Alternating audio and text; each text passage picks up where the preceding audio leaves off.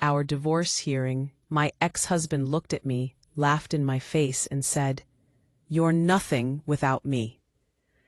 Then the judge revealed I was the CEO of a $50 million company I'd built in secret during our marriage, using my family money that he'd been living off for 10 years. His face went white. Let me back up. I'm Jasmine Carter. I'm 33 years old. I'm a black woman, and I come from money. Not new money, old money, generational wealth that my great-grandfather built in the 1940s. My great-grandfather, William Carter Sr., founded one of the first black-owned insurance companies in Chicago during Jim Crow.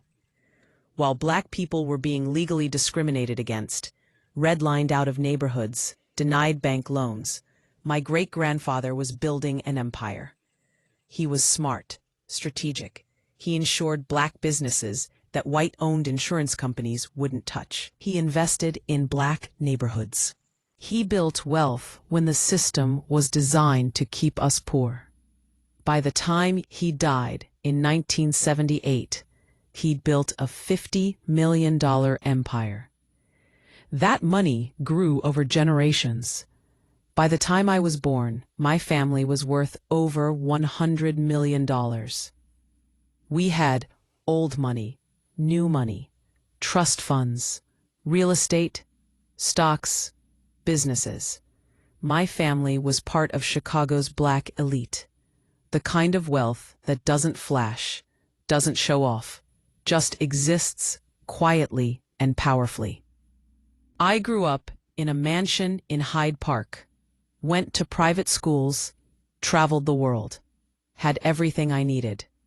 But my grandmother, the family matriarch, CEO of the family insurance company, taught me something crucial. Baby girl, money doesn't make you. What you do with money makes you. Don't just spend it. Build with it, protect it, multiply it. I was 23 when I met Ryan Mitchell. Ryan was 25, white, worked in finance, or so he said. Really, he was entry-level at a mid-tier investment firm, making maybe $60,000 a year. We met at a charity gala. He was charming, handsome, confident. He pursued me hard. Flowers every week. Thoughtful dates. He seemed genuinely interested in me, not my money. At least, that's what I thought. When I told my family I was dating Ryan, they were skeptical. My father, what does he do again? He works in finance. Doing what, specifically? He's an analyst. My grandmother, blunt as always. Baby, that boy is more interested in our money than he is in you. Grandma, that's not fair. You don't even know him. I know his type. I've seen 100 men like him. They see a successful black woman from a wealthy family and they see a meal ticket. Ryan's not like that. Then let's see if he signs a prenup. I was offended. You want me to ask him to sign a prenup? We're not even engaged. When he proposes, and he will, that's the condition. He signs or you don't marry him. Pia, Ryan proposed 6 months later. Romantic rooftop dinner overlooking Lake Michigan. Got down on one knee. Beautiful ring, Pia. I said yes. Then I told him, my family requires a prenuptial agreement. It's not personal. It's just how we protect generational wealth. Ryan's face did something weird, a flash of anger, then forced calm. A prenup? Jasmine, that's saying you don't trust me. It's not about trust. It's about protecting assets that have been in my family for generations. So you think I'm marrying you for your money? No, but my grandmother insists. It's non-negotiable. Ryan was quiet for a long time. Then, fine, if that's what it takes to marry you, I'll sign. The prenup was ironclad. My family's lawyers made sure of it. All family trust money remains Jasmine's separate property. Any business Jasmine builds using family funds is 100% hers. The marital home, if purchased with Jasmine's money, remains her separate property. In the event of divorce, Ryan receives no portion of the family trust, no alimony, no claim to businesses built with Carter family money. Ryan is entitled only to assets he brings into the marriage or earns during the marriage. Ryan signed it, barely read it, just signed. We got married. I was 23, he was 25. And that's when everything changed. Suddenly, Ryan started positioning himself as the breadwinner, even though my family money paid for everything. Our house? A $2.5 million brownstone in Lincoln Park, paid for with my family trust. Title in my name only, per the prenup. But Ryan told everyone, yeah, we bought a house in Lincoln Park.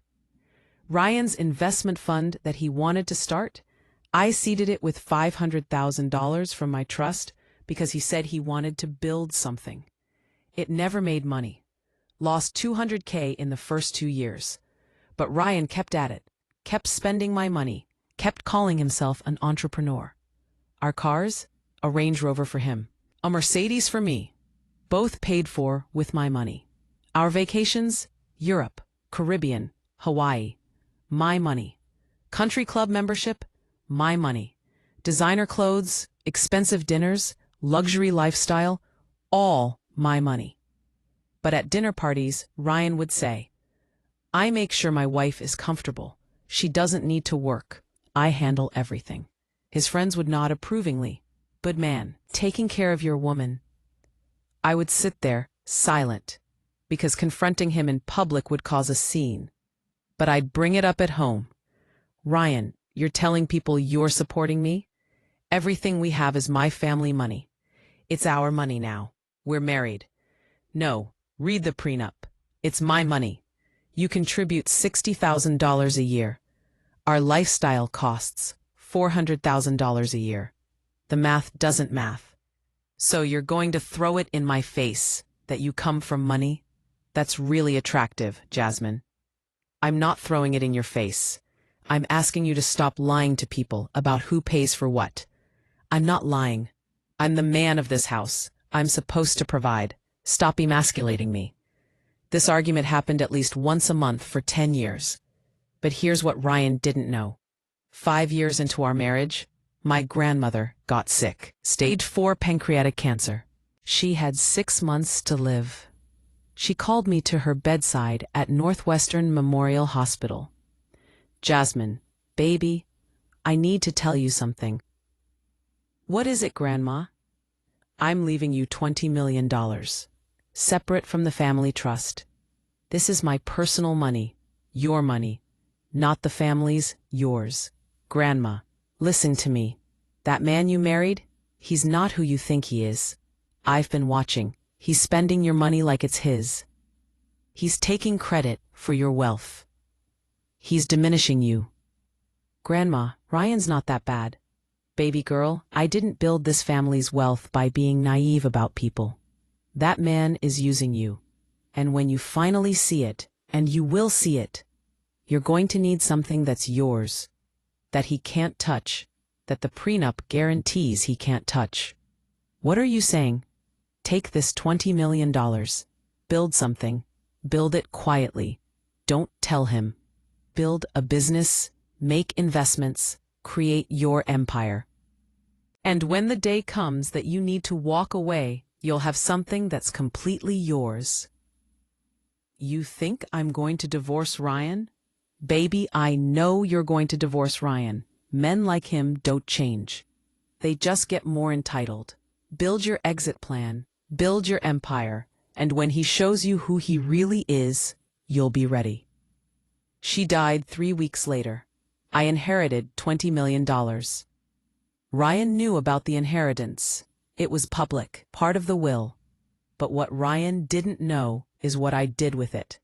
I started a company, Carter Capital Group, a private equity firm focused on investing in Black-owned businesses. I did it quietly, didn't tell Ryan, operated under my maiden name, Carter, not Mitchell, rented a private office in the Loop, hired a small team, started investing. When Ryan asked where I was going every day, I said, volunteering. Doing charity work for the family foundation. He never questioned it. Why would he? He was too busy spending my money and pretending he was successful. Over 5 years, I grew Carter Capital from $20 million to $50 million in assets under management. I invested in Black tech startups, Black-owned restaurants, Black real estate developers, Black beauty brands. I built a portfolio of 30-plus companies, employed 200-plus people indirectly through my investments.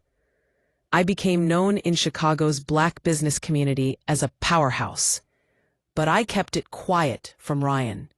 And Ryan? He had no idea his wife was a CEO. Then, in year 10 of our marriage, everything fell apart. Ryan started having an affair with his 26-year-old assistant at his investment fund that I was still funding. Her name was Brittany. Blonde, bubbly, clueless, or so she claimed. I found out because Ryan got sloppy, left his phone unlocked. The texts were explicit. I confronted him at dinner. Who's Brittany? He didn't even try to lie. She's someone I've been seeing. You're cheating on me? Jasmine, you've become so boring. All you do is your charity work. You're never fun anymore. Brittany makes me feel alive. I actually laughed. So you're cheating on me because I'm boring? I want a divorce. I'm in love with Brittany. You can keep the house. I'll be generous. Generous? Ryan, the house is mine. Everything is mine.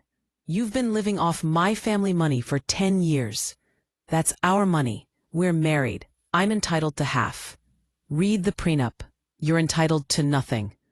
His face went red. We'll see what a judge says about that.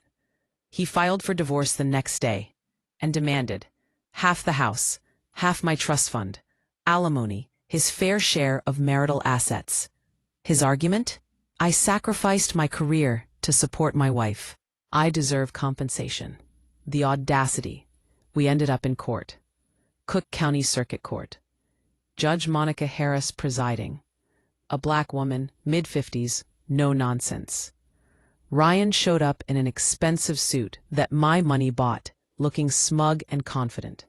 I showed up in a simple black suit, calm, prepared. Ryan took the stand first. His testimony was pathetic. Your Honor, I put my career on hold to support Jasmine. I could have been making millions, but I stayed in Chicago for her.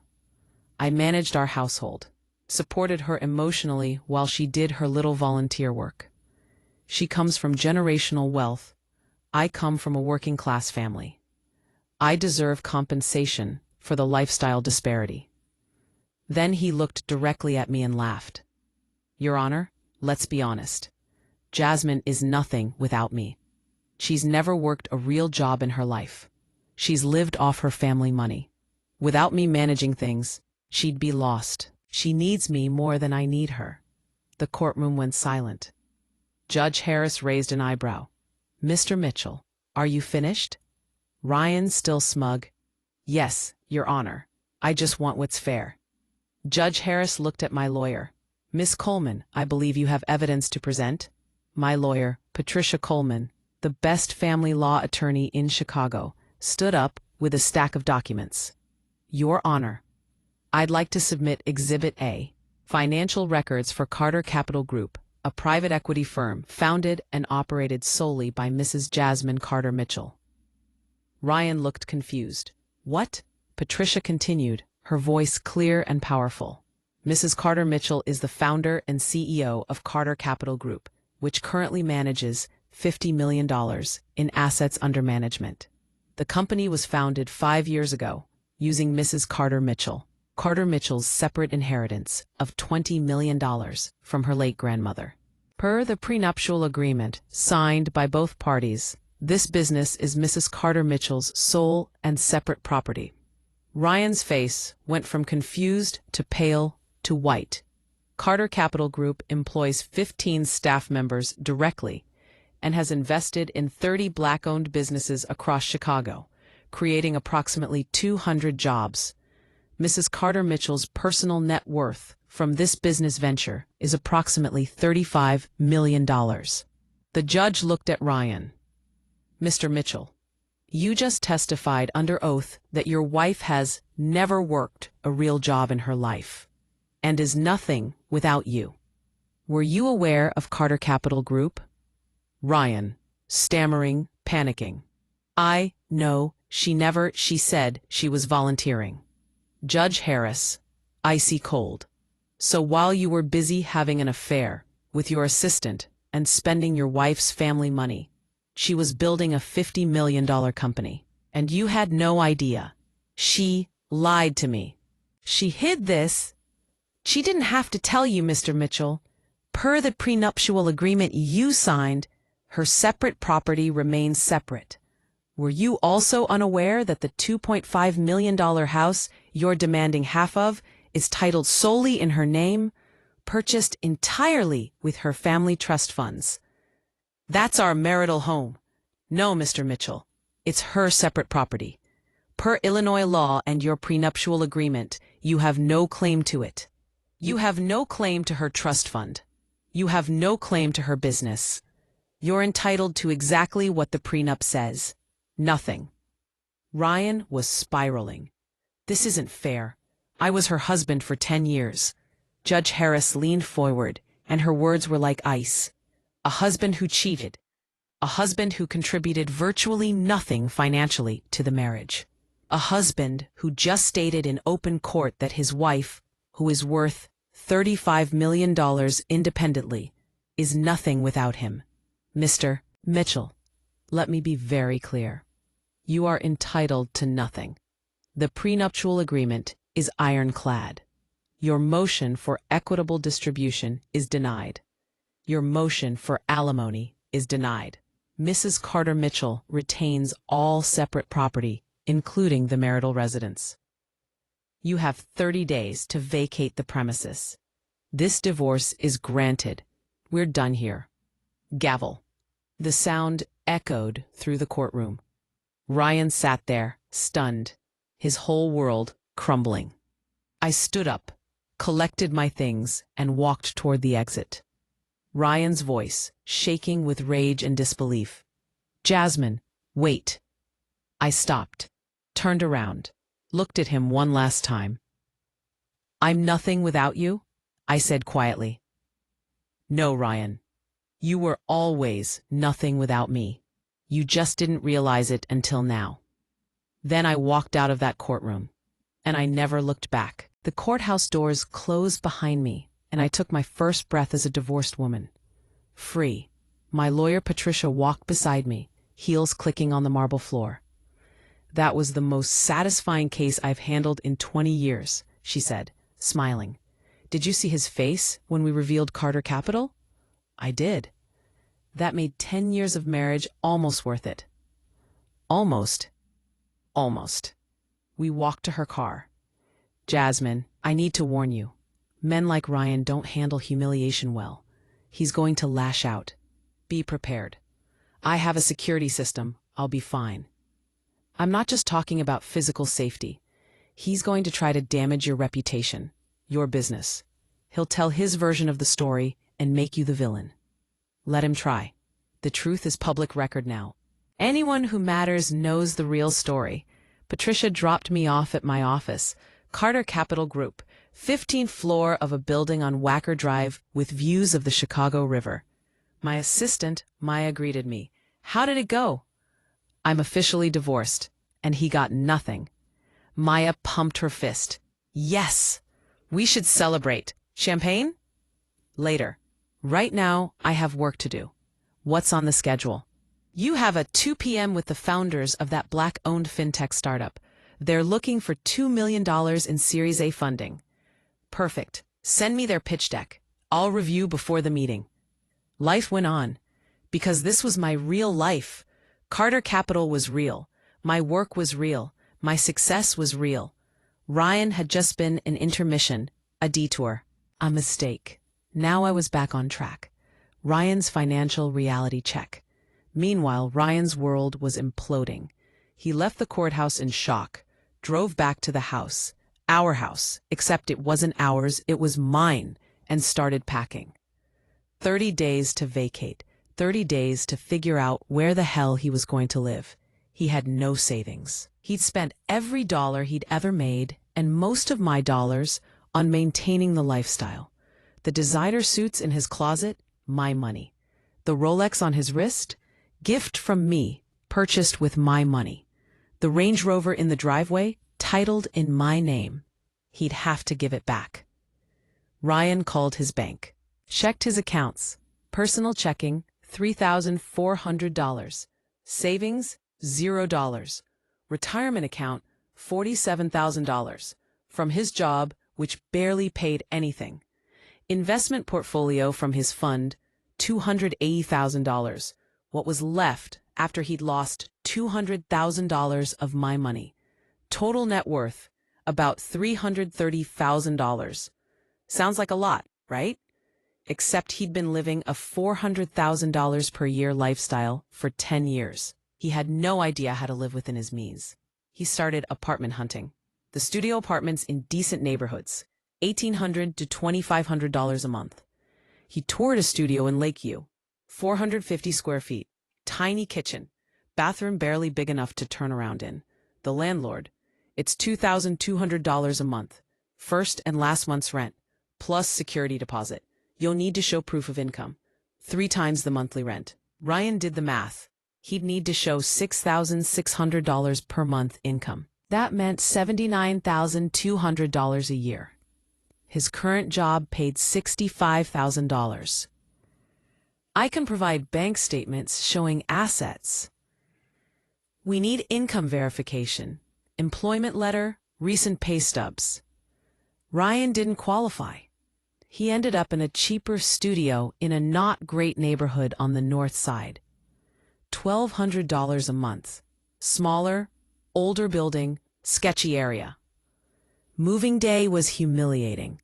He packed his clothes, his personal items, a few pieces of furniture Jasmine had said he could take, the stuff from his home office, a couch, his bed.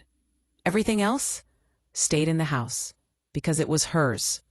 He loaded a U-Haul by himself, couldn't afford movers, drove to his new studio apartment, carried boxes up 3 floors, no elevator, unpacked in a space 1/10 the size of the house he'd been living in, sat on his couch in this tiny, depressing apartment and realized, this is my life now. The Range Rover, he had to return it to Jasmine's lawyer. Got a used 2015 Honda Civic for $12,000. The country club membership? Canceled. Couldn't afford the $15,000 a year dues. The designer suits? Still had them, but nowhere fancy to wear them anymore. His investment fund? Officially closed it. Returned the remaining money to investors, mostly Jasmine's family money. Admitted failure. Ryan had to get a real job. Updated his resume. Started applying. Got hired at a mid-size financial services firm. Title, Senior Financial Analyst. Salary, $75,000 a year. Decent money for most people. But for Ryan, who'd been living like he made $400,000, it was poverty. After taxes, he took home about $4,500 a month. Rent, $1,200. Car payment, $250. Insurance, $200. Utilities, $150. Food, $400. Gas, $100. Basic living expenses, $2,300 a month. That left him $2,200 a month for everything else. No more $200 steaks. No more $500 bottles of wine. No more weekend trips to Napa. Ryan was living like a regular person for the first time in a decade, and he hated it. The social fallout. But the financial reality was only part of Ryan's nightmare. The social fallout was worse. Chicago's wealthy social scene is small. Everyone knows everyone, and people talk. Within a week, everyone knew. Ryan Mitchell's wife divorced him. Turns out she was a secret CEO with a $50 million company. He'd been living off her money for 10 years. cheated on her with his assistant, tried to take half her wealth in divorce, got destroyed in court. The judge said he was entitled to nothing. Ryan's friends started distancing themselves.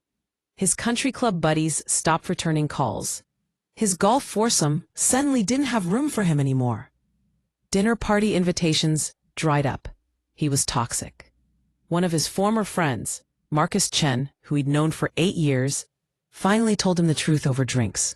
"Bro, people are talking. You look like a fool. You told everyone you were the breadwinner, that you were taking care of Jasmine. Now everyone knows you were living off her money, and you cheated on her and tried to take her money in the divorce? That's not a good look, man. I didn't know she had that company. She hid it from me. She didn't hide it. You just never asked. You were too busy pretending you were successful while spending her family's money. That's embarrassing, Ryan. That's really embarrassing. So what, everyone's just going to abandon me? I'm not abandoning you. I'm being honest with you. You need to lay low for a while. Let this blow over. Stop trying to play victim. Own your mistakes and move on." Ryan didn't want to hear it. Ryan's desperate attempt to save face, Ryan decided to set the record straight on social media. Posted on Facebook. "Going through a divorce is never easy. Sometimes marriages end. I wish my ex-wife well and hope we can both move forward with grace. Excited to focus on building my empire and the next chapter of my life." The comments were brutal. "Your empire? Bro, you were living off her money." 47 likes.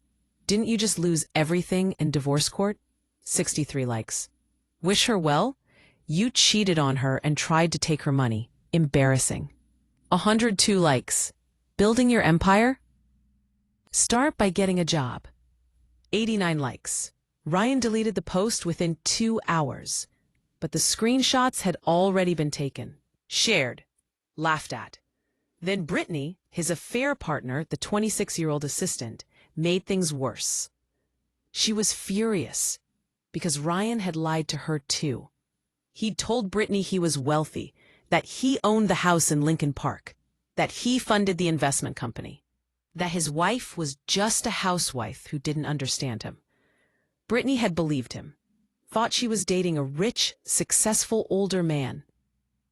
When the divorce results became public, Brittany realized Ryan was broke.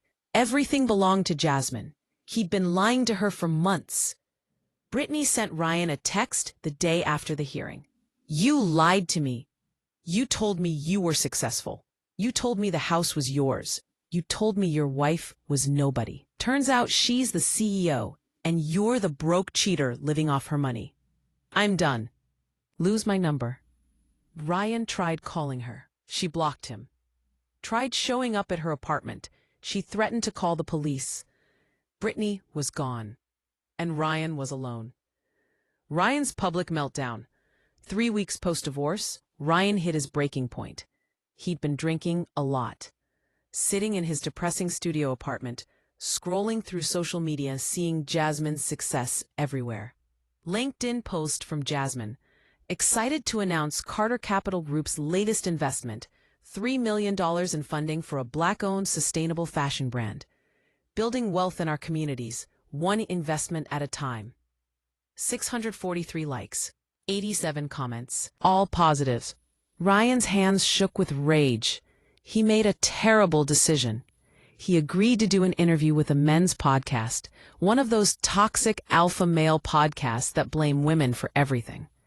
The podcast, Alpha Mindset with Jake Stone. Jake Stone was exactly what you'd expect. 35, never been married, talks about high-value men and female nature, has 200K followers of angry men.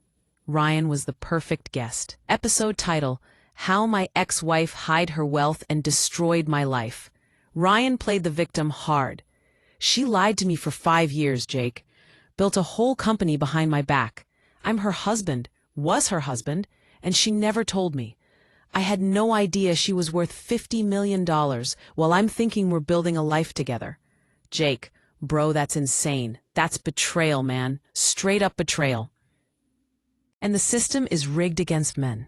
I supported her emotionally for 10 years. I put my career on hold to be there for her. And what do I get? Nothing. The judge, a female judge by the way, sided with her completely. Didn't even consider my contributions. Pal, that's the problem with these modern women, man. They don't value men anymore. They want all the benefits of traditional masculinity, protection, provision, but they don't want to submit. They want to emasculate us. Pal. Exactly. Jasmine emasculated me our entire marriage. Every time I tried to lead, she'd pull the "it's my family's money" card. Made me feel like less of a man. Pal. The podcast went on for 90 minutes. Ryan whining, complaining, playing victim. The episode went live, and it went viral. But not the way Ryan hoped. Black Twitter destroyed him. The clip got picked up by Black Twitter within 6 hours. Someone posted, "This white man really went on a podcast to cry about his black ex-wife being more successful than him. She built a $50 million company while he was cheating. Now he's mad? The audacity." 20,000 retweets, 85,000 likes. The comments were merciless. He said he supported her emotionally while spending her money and cheating? Clown behavior. 12K likes. She didn't hide anything. He just never asked because he was too busy pretending he was successful. Men like this are exhausting. 15K likes. Ryan Mitchell is the poster child for mediocre men who marry up and then get mad when their wife outshines them. 18K likes. The caucasity of this man. She was building generational wealth while he was out here cheating. She won. 22K likes. Someone found Jasmine's LinkedIn profile and posted it. Photo of Jasmine, beautiful, professional, confident. Bio. CEO and founder, Carter Capital Group, 50 mil AUM, investing in black excellence. Then they posted a screenshot of Ryan from the podcast. Unshaven, baggy hoodie, looking bitter and defeated. Caption, he thought he was the prize. She was always the prize. 45,000 retweets. Ryan's name became a meme. Don't be a Ryan Mitchell became shorthand for mediocre man living off his successful partner while contributing nothing. The podcast host tried to defend him, but even their audience turned. Comments on the podcast YouTube video. "I came here expecting to support the guy, but, bro, you cheated. You lived off her money. She built a company. You're not the victim here. This is embarrassing." He really thought he could play victim after spending her money for 10 years and cheating? Delusional. "Jake, I usually love your content, but this guy is a loser. He's not alpha. He's a leech." Ryan's phone exploded with notifications. Friends texting. "Bro, what were you thinking going on that podcast?" His mother calling. "Ryan, I just saw clips on Facebook. Why would you do that interview? You made yourself look terrible." Former colleagues. "Dude, you're trending on Twitter, not in a good way." Ryan checked Twitter, saw his name, saw the memes, saw the mockery. He was a joke. And it got worse. His employer, the financial services firm that had hired him, saw the viral podcast. HR called him into a meeting.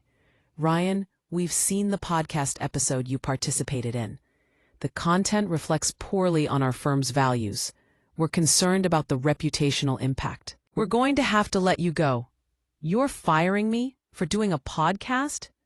You went on a public platform and portrayed yourself as a victim while admitting to infidelity and financial dependence on your ex-wife. That's not the image we want associated with our company. This is effective immediately." Ryan was fired. Jobless, broke, humiliated, a viral laughingstock. He went back to his studio apartment, sat on his cheap IKEA couch, and broke down crying. Brittany's revenge. But wait, it got worse. Brittany, the affair partner, saw the podcast too, and she was pissed because Ryan had thrown her under the bus in the interview.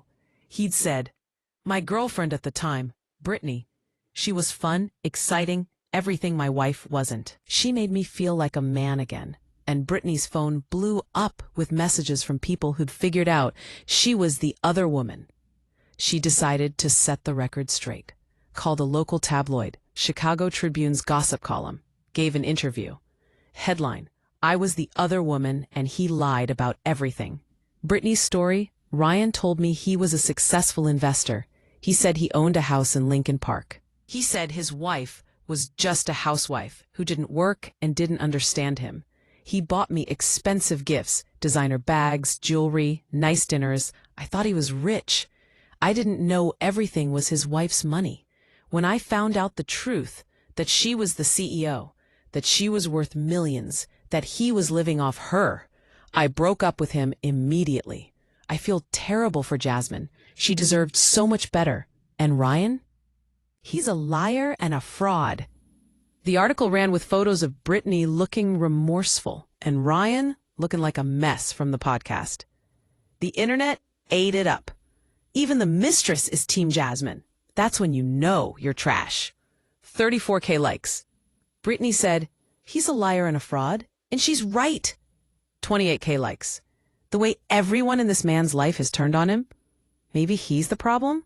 41K likes. P. Ryan's brother called him. Ryan, you need help. Professional help. You're spiraling, man. Therapy. Now. I don't need therapy. I need people to stop lying about me. No one's lying, bro. You did cheat. You did live off Jasmine's money. You did try to take her money in the divorce. These are facts. And now you're a meme. You need to disappear for a while, get therapy, and figure out how to rebuild your life quietly. Ryan hung up. But deep down, he knew his brother was right. He'd hit rock bottom. And the worst part? It was entirely his own fault. 3 months post-divorce. While Ryan was spiraling into unemployment and viral humiliation, Jasmine was doing what she'd always done. Building, growing, thriving. The divorce didn't slow her down for a single day. If anything, it freed her. No more pretending to be a housewife. No more hiding her success. No more shrinking herself to protect Ryan's fragile ego. She was fully herself now, and it was glorious. Within 3 months of the divorce, Jasmine closed 2 major deals that would change everything. $5 million invested in a Black-owned tech startup building AI tools for small businesses. The founders were 2 Black women from Atlanta, brilliant engineers who'd been rejected by 47 venture capital firms before Jasmine said yes. $3 million invested in a Black-owned sustainable fashion brand that was revolutionizing eco-friendly clothing manufacturing. Both companies exploded within 6 months. The AI startup got acquired by Microsoft for $120 million. Carter Capital's stake, worth $25 million. The fashion brand went from $2 million in annual revenue to $15 million. Featured in Vogue, worn by Beyoncé, became the hottest sustainable brand in the country. Jasmine's $3 million investment was now worth $18 million. In 6 months, she'd turned $8 million in investments into $43 million in returns. Carter Capital's assets under management grew from $50 million to $75 million. Jasmine was 33 years old and managing a portfolio that most investors twice her age couldn't touch. Forbes came calling. The interview happened in Jasmine's office, floor-to-ceiling windows overlooking the Chicago River. Modern minimalist design, walls lined with awards and photos of the Black-owned businesses she'd invested in. The Forbes reporter, a white woman named Jennifer, mid-40s, was clearly impressed. Ms. Carter, you've grown your firm by 50% in 6 months? That's extraordinary. What's your secret? There's no secret. I invest in brilliant people who've been overlooked by traditional venture capital because they don't fit the pattern.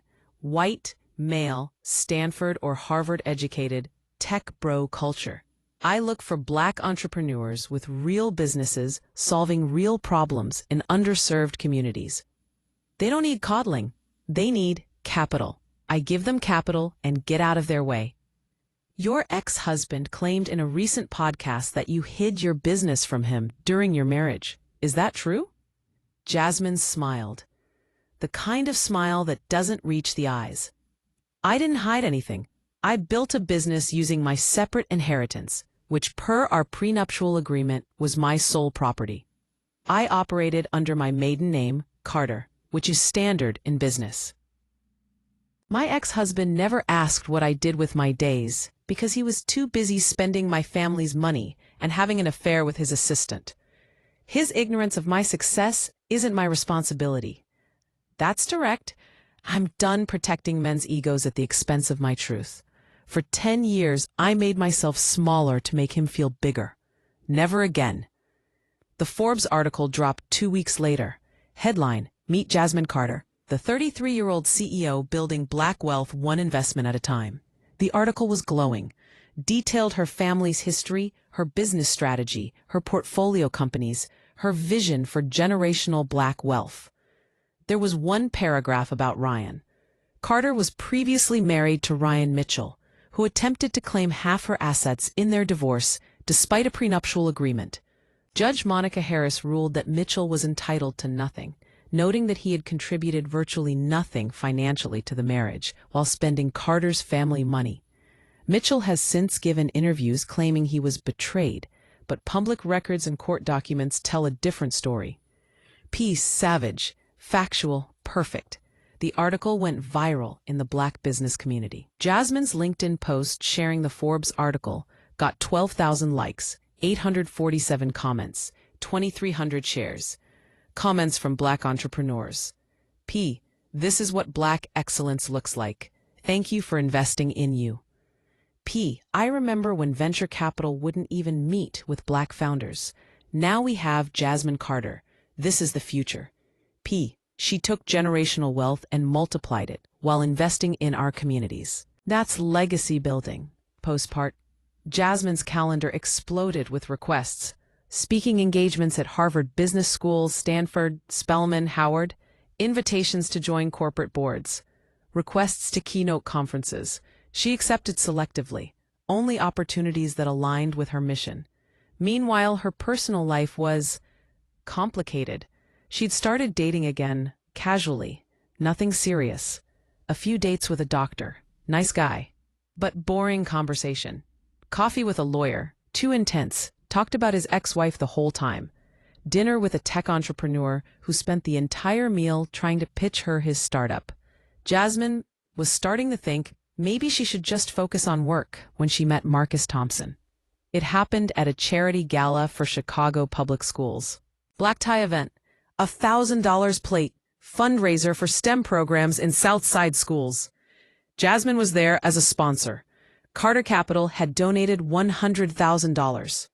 She was at the bar getting a glass of wine when a man approached, tall, handsome, black, well-dressed but not flashy, confident but not arrogant. Jasmine Carter, right? I'm Marcus Thompson. I own Thompson Fitness Centers. I've been following your work. Carter Capital is doing incredible things. Thank you. Thompson Fitness? I know those gyms. You have, what, 5 locations? 7 now. We just opened 2 more on the South Side. My mission is to bring affordable, quality fitness to black neighborhoods. Most gyms in our communities are either too expensive or poorly maintained. We're changing that. That's impressive. How long have you been in business? 10 years. Started with 1 location and a dream. Now we employ 85 people, serve 12,000 members. It's not venture-backed, not flashy, just good business serving our community. Jasmine was intrigued. Self-funded? Mostly. Took out loans, reinvested profits. I know about your work investing in black-owned businesses. I'm not pitching you. My business is stable. I just wanted to say thank you. Knowing there's someone like you out there investing in us, it matters. They talked for an hour about business, about Chicago, about the challenges of building black wealth in a system designed to keep black people poor. Marcus didn't try to impress her, didn't name drop, didn't brag, just spoke honestly about his journey. At the end of the night, he said, I'd love to continue this conversation. Can I take you to dinner? Are you asking me on a date? Yes, full transparency. I know you're a CEO worth millions. I know you come from generational wealth. I'm a small business owner. I'm not trying to compete with your success or feel intimidated by it. I just think you're interesting, and I'd like to get to know you better. Jasmine appreciated the honesty. Okay, dinner. They went to dinner 3 days later at a Black-owned restaurant in Bronzeville. Upscale, but not pretentious. Amazing food. Marcus insisted on paying. Jasmine raised an eyebrow. You know I can afford to pay, right? I know, but I'm old-fashioned. When I take a woman out, I pay. Not because she can't pay, but because I want to. Let me do this. Jasmine smiled. Okay? The conversation flowed easily. They talked about everything. Family, business, goals, past relationships. Marcus had been married before. Divorced 5 years ago. No kids. What happened? Jasmine asked. We grew apart. She wanted to move to New York for her career. I was building my business here. We couldn't make it work long distance. It was amicable. We're still friendly. No drama. No drama. We wanted different things. We wished each other well and moved on. What about you? I saw the Forbes article. Mentioned your ex tried to take your money in the divorce. Jasmine sighed. Ryan was a mistake. I married him at 23. Too young. I thought he loved me for me. Turns out he loved my family's money. Spent 10 years living off me while telling everyone he was the provider. Then cheated on me and tried to claim half my wealth in the divorce. That's rough. The judge shut him down. He got nothing. Per the prenup, he was entitled to nothing. Good. You deserve better than that. I'm learning that. For years, I made myself smaller to protect his ego. Hid my success so he wouldn't feel emasculated. Never again. Marcus leaned forward. Jasmine, let me be clear about something. I'm not intimidated by your success. I'm impressed by it. You built a $75 million company by 33. You're investing in Black businesses that banks won't touch. You're creating generational wealth. That's attractive. Any man who feels threatened by that isn't secure enough to be with you. Jasmine felt something shift. This was different. They dated for 6 months before making it official. Took it slow. No rushing. Marcus never tried to compete with her. Never made her success about him. Just supported her. When she closed a major deal, he'd send flowers to her office with a card. Proud of you. Keep building. When she had a tough day, he'd cook dinner and listen without trying to fix it. When they went out, he paid sometimes, she paid sometimes. It was equal. And when Jasmine's business friends asked about him, she'd say, he's secure. He's kind. He celebrates my success instead of resenting it. He's everything Ryan wasn't. Meanwhile, Ryan's life continued to fall apart. After getting fired from his job, Ryan couldn't find work for months. The viral podcast had destroyed his reputation. Every time an employer Googled his name, the memes came up, the tabloid articles, the humiliation. He applied to 50 positions, got 3 interviews, no offers. Finally, a small firm hired him, desperate for workers, didn't care about his past. The job, junior financial analyst. Salary, $58,000 a year. Junior, at age 35. He'd gone backwards in his career. The humiliation was complete. But Ryan still couldn't let go of his obsession with Jasmine. The humiliation was complete. But Ryan still couldn't let go of his obsession with Jasmine. He followed her on social media. She'd blocked him, but he created fake accounts to watch her. Saw her success, saw her happiness, saw photos of her with Marcus at events. It ate at him like acid. One night, drunk again in his studio apartment, Ryan made another terrible decision. He started posting anonymously on business forums and Reddit. Username, Chicago Truth 2024. Posts like, Jasmine Carter of Carter Capital Group claims to be a self-made CEO, but she inherited $20 million from her grandmother. That's not self-made, that's privilege. Carter Capital only succeeds because of family connections and generational wealth. Real entrepreneurs build from nothing. Jasmine Carter is a fraud. She hid her business from her husband for years. What else is she hiding from her investors? The posts got downvoted immediately. Responses: turning 20 million into 75 million in 5 years is skill, not luck. Stop hating. She invested in 50-plus Black-owned businesses that are thriving. That's not fraud, that's genius. This sounds like a bitter ex-husband. Pathetic. Ryan tried harder. Started emailing Jasmine's investors anonymously. Subject: questions about Carter Capital's founder. Body: did you know Jasmine Carter Mitchell concealed her business activities from her husband for 5 years? If she's willing to hide things from her spouse, what might she be hiding from investors? Due diligence recommended. 3 investors forwarded the emails to Jasmine's team. Her COO, David Chen, brought them to her attention. Jasmine, we're getting anonymous emails trying to create doubt about your credibility. Same IP address. We traced it. It's Ryan. Jasmine wasn't surprised. Of course it is. What do you want to do? Send it to Patricia. Have her send him another cease and desist. Make it clear, if he continues, we're filing a harassment lawsuit and going after him for damages. Patricia Coleman sent the letter the next day. Strong, clear, threatening. Mr. Mitchell, you are engaged in a pattern of harassment and defamation against Ms. Carter. The anonymous emails to her investors constitute interference with business relationships. The anonymous forum posts constitute defamation. If you continue, we will file a civil lawsuit seeking damages in excess of $1 million plus attorney's fees.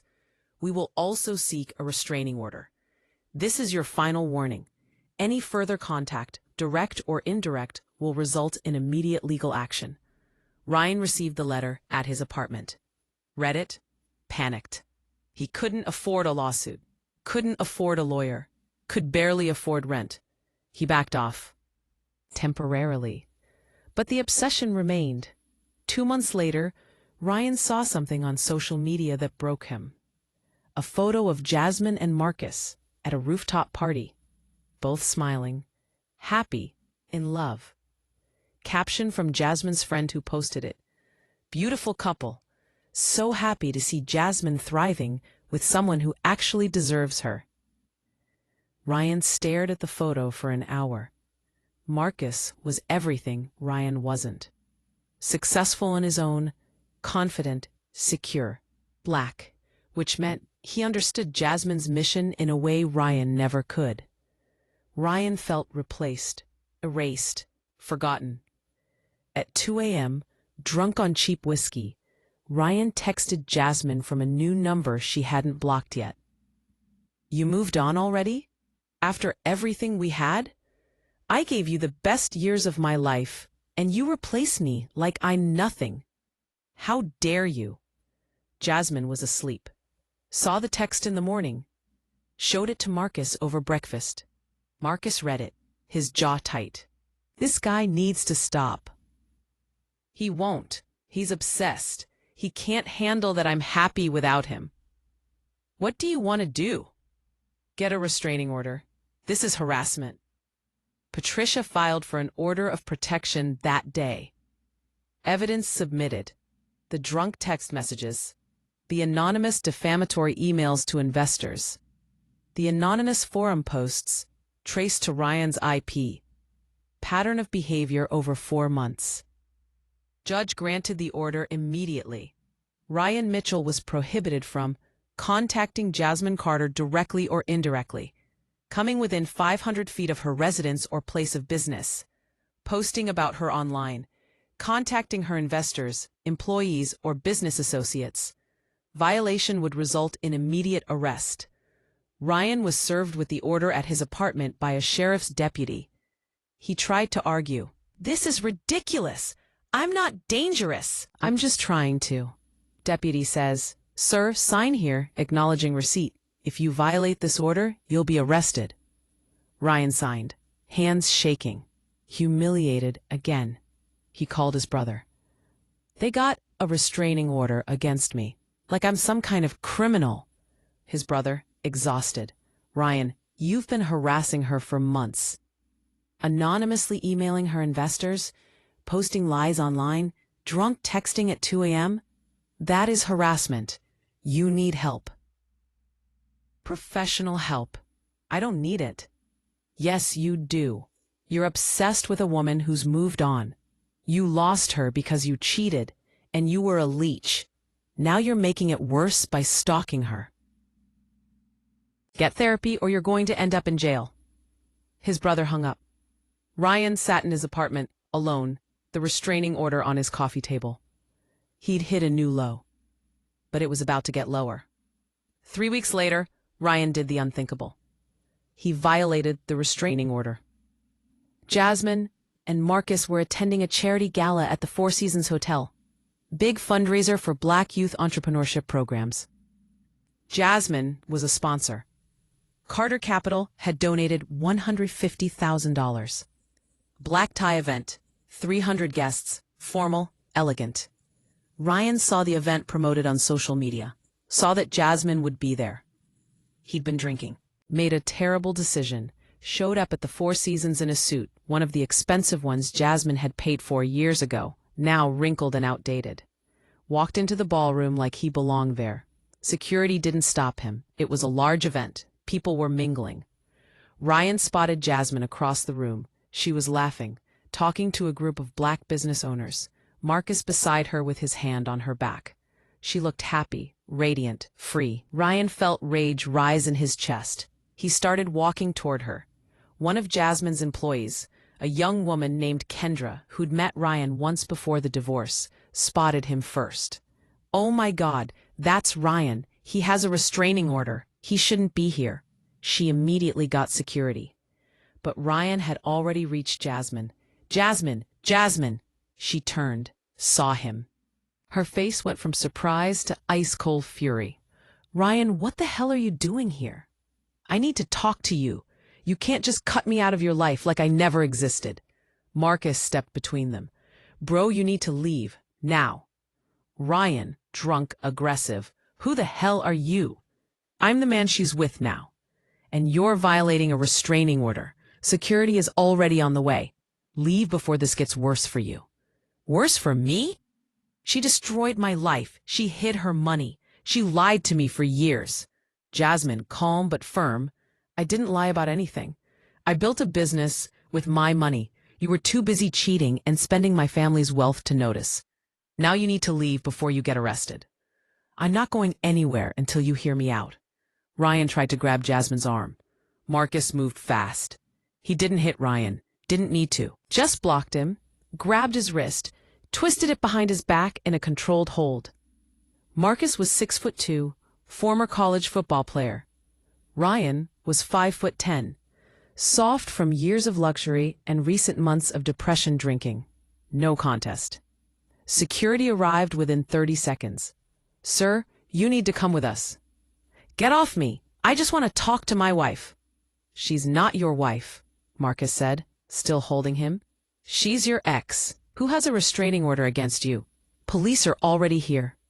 Chicago PD had a presence at the event, standard for high-profile fundraisers. 2 officers entered the ballroom. "Ryan Mitchell?" "Yes." "You're under arrest for violating an order of protection. You have the right to remain silent." They read him his Miranda rights while handcuffing him. Ryan was led out of the Four Seasons ballroom in handcuffs in front of 300 people. The whispers were immediate.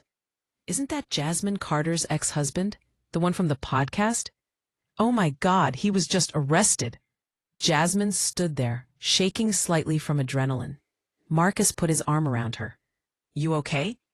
"Yeah, I'm okay. I can't believe he actually showed up here." "He's sick, Jasmine. He's obsessed. But he's not your problem anymore." "I know. I just wish he'd move on." "He will." After spending a night in jail? Ryan spent the night in Cook County Jail. Posted bail the next morning, $1,000, which left him with almost nothing in his bank account. Court date set for 2 weeks later. The headlines hit the next day. Chicago Tribune. Entrepreneur's ex-husband arrested at charity gala for violating restraining order.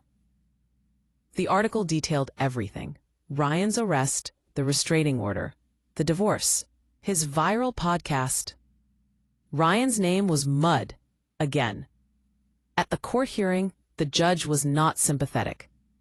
"Mr. Mitchell, you were explicitly ordered to stay away from Miss Carter. You violated that order by attending an event you knew she'd be at. You approached her. You attempted to make physical contact. This is serious." Ryan's public defender tried, "Your Honor, my client is struggling emotionally with the divorce." He wasn't thinking clearly. His emotional state is not Miss Carter's problem. She has a right to live her life without fear of her ex-husband showing up. "Mr. Mitchell, I'm sentencing you to 60 days of monitored probation, mandatory anger management classes twice a week for 6 months, and a permanent restraining order. If you violate this order again, you will serve jail time. 6 months, minimum. Do you understand?" Ryan, defeated, broken. "Yes, Your Honor." "You need help, Mr. Mitchell. I strongly recommend therapy. You're destroying your own life with this obsession. Get help." The gavel came down. Ryan left the courthouse and went straight to his apartment. Sat on his couch, looked around at his tiny, depressing studio. He'd lost everything: his wife, his reputation, his money, his career, his dignity. All because he couldn't accept that Jasmine was better without him. His brother called that night. "Ryan, I'm staging an intervention. You're coming to stay with me and Sarah for a month. You're going to therapy, real therapy, every day if necessary. You can't keep living like this." Ryan finally broke, started crying. "I lost everything. I had everything and I lost it." "No, you never had it. You were living her life. You were living off her money, her success, her family's wealth.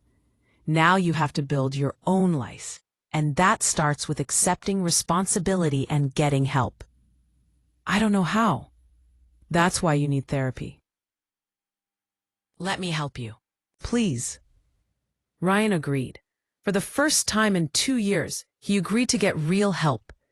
He moved in with his brother temporarily, started seeing a therapist 3 times a week, started anger management classes, started slowly, painfully, to confront the truth about himself. That he'd married Jasmine partly for her money. That he'd never built anything himself. That he cheated because he felt emasculated. That he tried to destroy her because he couldn't accept that she didn't need him. It was ugly, painful, humiliating, but it was necessary. And slowly, very slowly, Ryan started to change. Not because he wanted Jasmine back, but because he didn't want to be that person anymore. The person who destroyed himself, trying to destroy someone else. 3 years later, Jasmine stood in her new penthouse overlooking Lake Michigan, champagne in hand, watching the sunset paint the Chicago skyline in gold and purple. She was 36 now, and life was unrecognizable from 3 years ago. Carter Capital Group now managed $120 million in assets, 4 offices across the country: Chicago, Atlanta, Los Angeles, New York. 50 employees, a portfolio of 75 Black-owned businesses that were thriving, growing, creating jobs. She'd been featured on the cover of Black Enterprise magazine with the headline, "The New Face of Black Wealth: How Jasmine Carter is Building Generational Capital." She'd keynoted at conferences across the country, been invited to the White House for a summit on Black entrepreneurship, joined the board of her family's insurance company, the one her great-grandfather founded in the 1940s. But the best part? Her personal life. Marcus Thompson stood behind her now, wrapping his arms around her waist, kissing her neck. "What are you thinking about?" he asked. "How different everything is. 3 years ago, I was sitting in a courtroom, listening to my ex-husband say I was nothing without him. Now look at this life. You built this, all of it. We built it. Your business is thriving too. Marcus's fitness centers had expanded to 15 locations now. He employed over 200 people, served 30,000 members across Chicago's south and west sides. He'd done it without venture capital, without shortcuts, just solid business building in Black communities. They were equals, partners, building together. Marcus pulled a small box from his pocket. Jasmine's breath caught. Jasmine Carter, you're the most incredible woman I've ever met.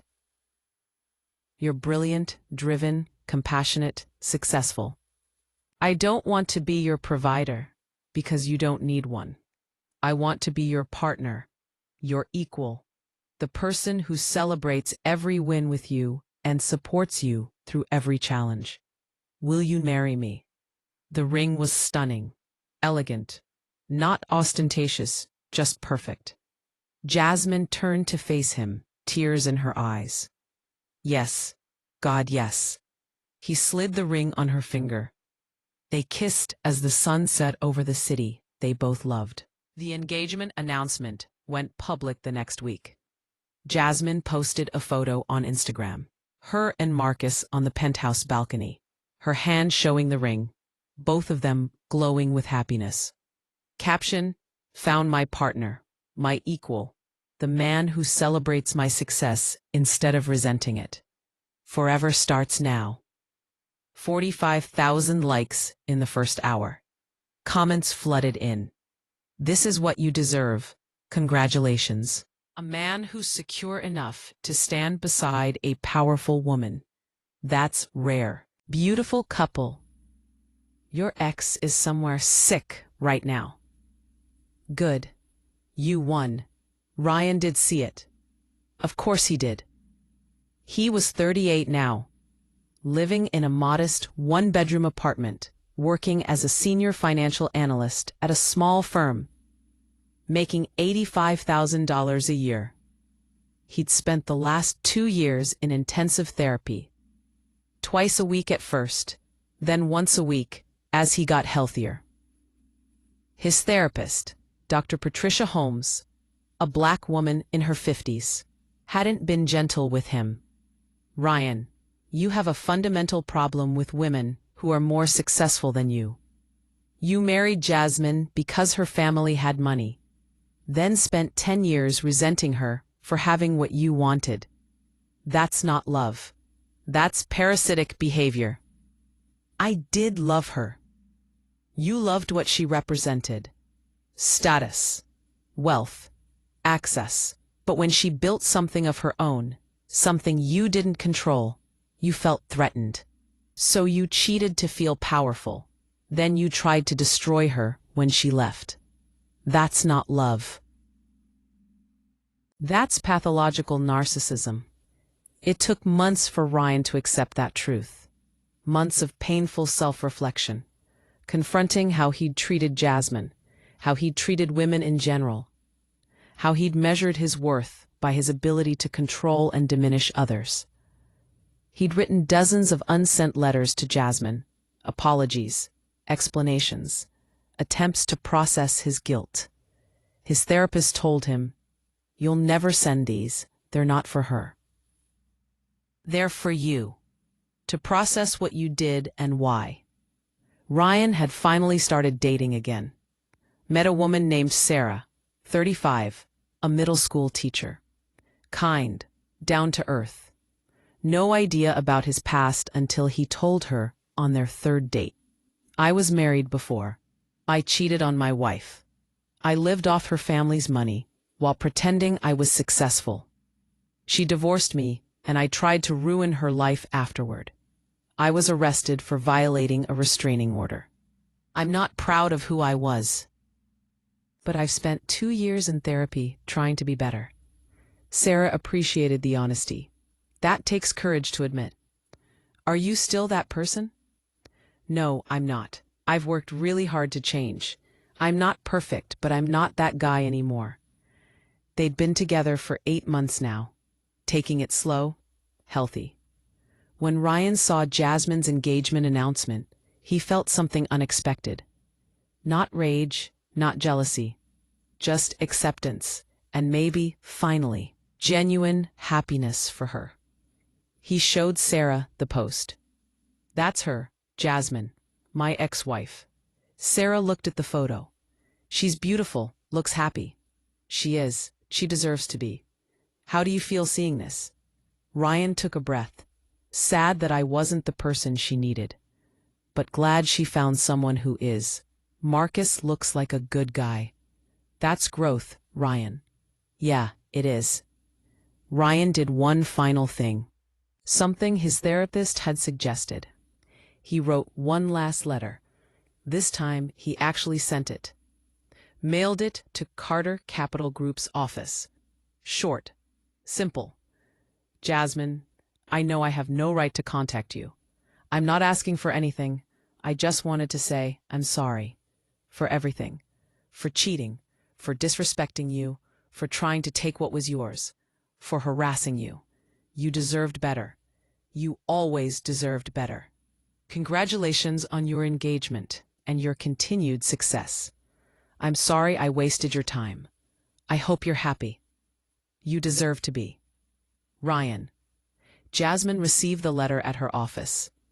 Read it once. Showed it to Marcus. Ryan sent this. Marcus read it. Nothing. He said what he needed to say. I don't need to respond.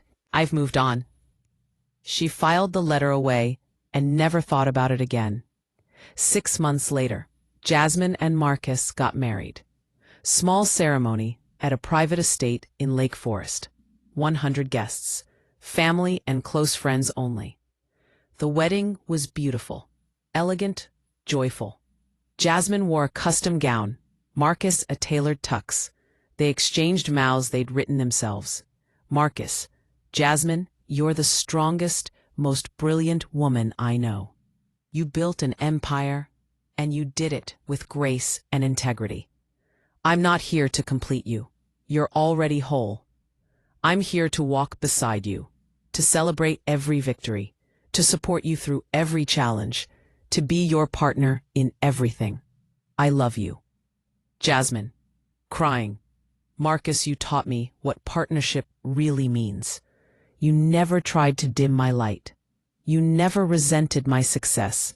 You celebrated it. You made me feel safe to be fully myself. With you, I never have to shrink. I never have to hide. I can just be. Thank you for seeing me, all of me. I love you so much. They kissed, everyone cheered. At the reception, Jasmine's grandmother's best friend, now 88 years old, pulled her aside. Baby girl, your grandmother is smiling down on you right now. You took what she gave you and multiplied it 100 times. You're building generational wealth. You're investing in Black communities. You're creating opportunities. She'd be so proud. I hope so. Is this man you married? He's worthy of you. That's rare. Hold on to him. I will. Later that night, Jasmine and Marcus stood on the balcony of their honeymoon suite. What are you thinking? Marcus asked. That I'm grateful for everything. For the divorce that freed me. For the business that saved me. For finding you. For this life. Any regrets?